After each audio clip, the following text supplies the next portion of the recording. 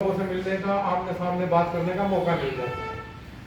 अभी जो ये समस्या बताई गई है इनमें कुछ कॉमन समस्या है जो मैं आपको बताता। सबसे बड़ी समस्या पार्क में पेट्रोलिंग, दूसरी समस्या ट्रैफिक जाम, तीसरा इंक्रोचमेंट और ट्रैफिक जाम वास्तव में रानीबाग में एक बहुत बड़ी समस्या है, इसमें कोई दो राय नहीं। मैं भी आसपास ही रहता हूँ, लेकिन मुझे लगता है कि यहाँ तो समस्या और एरिया से बहुत ज़्यादा है। रीजन पॉपुलेशन शायद ज़्यादा है, बसा उस हिसाब से नहीं है। जैसे रोहिणी को आप देखोगे तो सड़कें बहुत चौड़ी हैं, सोसाइटी वाला सीन है, खुली जगह, यहाँ पे ऐसा नहीं है।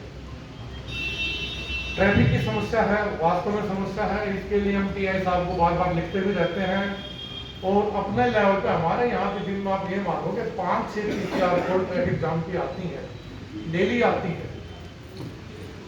अब जैसे इंक्रोचमेंट की है, भाई साहब बता रहे थे रेडी पड़ती, देखो ज्योति जी भी यहाँ बैठी है, मैं ना इनसे शिकायत करूँगा ना ये मुझसे करेंगे, क्योंकि कुछ काम इनका है कुछ मेरा, हम दोनों मिलकर करेंगे। जब भी यहाँ दोनों के आने का पर्पज सोल्व हो।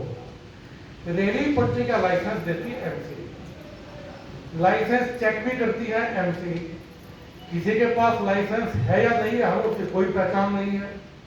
तो आप लोगों की तरफ से और मैं अपनी तरफ से ज्योति जी को कहूँगा, ये एमसीडी से ड्राइव चलवाएं, उसमें इनको उनकी फोर्स की जरूरत होती है हमारी। वो जब भी फोर्स मांगेंगे वो हर वक्त मिलेगी, उसमें कभी ऐसा नहीं होगा तो एमसीडी फोर्स। अगर पुलिस का क्या है, रेडी लग गई तो पुलिस ने लगवा दी, नहीं लगी तो सेटिंग हुई तो भगा दी। तो हम इन चीजों से दूर निकलना चाहते हैं, क्योंकि वो हमारा इशू नहीं है। हाँ, एमसीडी उसको रिमूव करे, वो एमसीडी की बात ना माने, उनके लिए प्रॉब्लम क्रिएट करे, तो हम यहाँ पर हैं बिल्कुल है। और ज्योति जी का मेरी बड़ी अच्छी अंडरस्टैंडिंग है। ये शिकवा शिकायत शेयरिंग हम आपस में एक दूसरे से कर रहे हैं। पार्क में पेट्रोलिंग में अभी भी, अगर मैं दिन में 3 बार ब्रेकिंग होती है हमारे यहाँ, सुबह, शाम को, रात को, मेरे 2-3 पॉइंट सबसे मेन होते हैं। एक तो पार्क में पेट्रोलिंग, नंबर 2 सायरन बजाना, क्योंकि मुझे पता है कि पुलिस इतनी नहीं है कि हर वक्त हर जगह हाजिर हो जाए। एक सिपाही यहाँ खड़ा है, अगर वो सायरन बजा रहा है तो उसकी प्रेजेंस 100-200 मीटर तक जाती है। और रात को हम भी चेक करते हैं। मुझे लगता है कि हमारी रात की पेट्रोलिंग अच्छी है, बट इसको और इम्प्रूव किया जा सकता है। इम्प्रूवमेंट का कोई लेवल नहीं, कहीं तक भी किया जा सकता है। गाड़ी चोरी हमारी सबसे बड़ी समस्या है, इसमें कोई दो राय नहीं। उसका एक रीजन है, मैंने 26 दिसंबर को ज्वाइन किया था। चांस की बात है कि उससे पहले रिपब्लिक डे था, उसके तुरंत बाद मैक्सिमम स्टाफ वहां पे रहा। और रिपब्लिक डे खत्म होते ही एक एआई समिट आ गया, आप सब भी जानते हैं। हर थाने से 50% आदमी वहां गए हुए हैं, ये फैक्ट है। फिर भी जितने आदमी हैं, मेरा घर 4 किलोमीटर दूर है थाने से, मुझे 9 दिन हो गए घर जाए। तो हम कोशिश करते हैं कि जितने हमारे पास आदमी है, जो रुका नहीं है, हमारा काम है उनसे काम चलाना और अच्छा काम चलाना। अभी 2-3 दिन में स्टाफ वापस आ जाएगा, इसको हम और इंक्रीज करेंगे। अभी अगर आप लोग रात को घूमते तो आपने देखा होगा पिछले 5-7 दिन से हमने बैरिकेडिंग थोड़ा मजबूत की है, उसको चैन से बांधना शुरू किया। अदरवाइज हम बैरिकेड्स लगाते हैं, चोर आता है, बैरिकेड हटाता है, गाड़ी निकालता है, चलता बनता है। अब हमने शुरू किया है कि उसको लोहे की देसी चैन से बांधा जाए, जिससे उसको खोल ना पाए। इसमें एक रिक्वेस्ट मैं आप लोगों से भी करूंगा, आप सभी मोजिद आदमी हैं, बैरिकेड्स अगर आप RWA वाइज 5-6 बनवा के हमको दे दें, आपके ही एरिया में यूज किया जाएगा।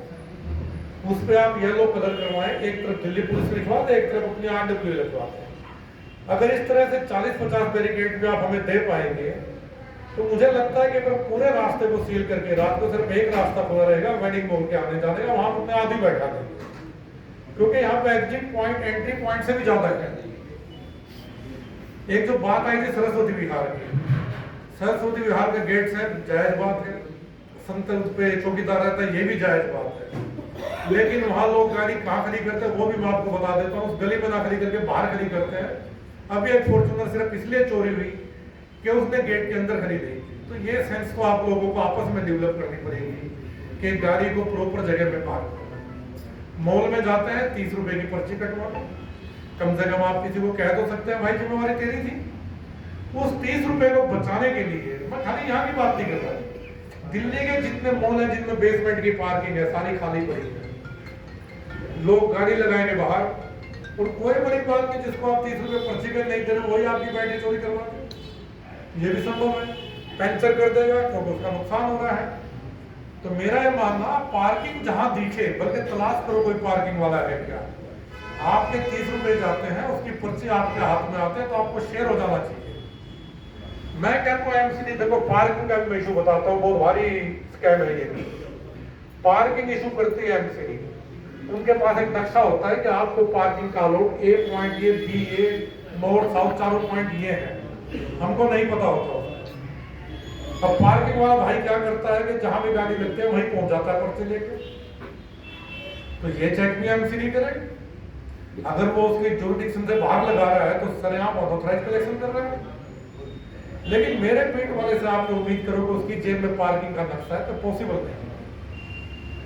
दिक्कत क्या है कि बहुत सारी आप लोगों की जो समस्या है ना, पुलिस से रिलेटेड होती नहीं, लेकिन हमें लगता है कि आप लोग हम पे विश्वास करते हैं, हमें फोन करते हैं, तो ये अच्छी बात है। कोई काम हमारा नहीं भी है तो उसको अपने ऊपर लें, और जो कंसर्न एजेंसी उसको हम पैरवी करें, बजाय आप लोगों को परेशान करें। हमारे यहाँ दिन में 4-5 कॉल तो ऐसी आते हैं कि हार्ट अटैक आ गया, बीमार है, एम्बुलेंस भेजो। सबको पता है पुलिस का काम नहीं है, सबको पता है 101 नंबर एम्बुलेंस का है, बट हमें लगता है कि आग लगने की कॉल 102 नंबर सबको पता है। लेकिन हमें लगता है कि शायद उससे ज्यादा भरोसा हम पे, तो अच्छी बात है, हमें कॉल करते हैं, हम 101 102 पे कर देते हैं, उसमें कोई दिक्कत नहीं है। एक जो अशोक जी ने साइबर क्राइम की बात की, साइबर क्राइम आज की तारीख की सबसे बड़ी समस्या है, और आप यकीन माने सच्चाई है कि इसका समाधान अभी तक बहुत ज्यादा नहीं है। समस्या ज्यादा है, समाधान कम। और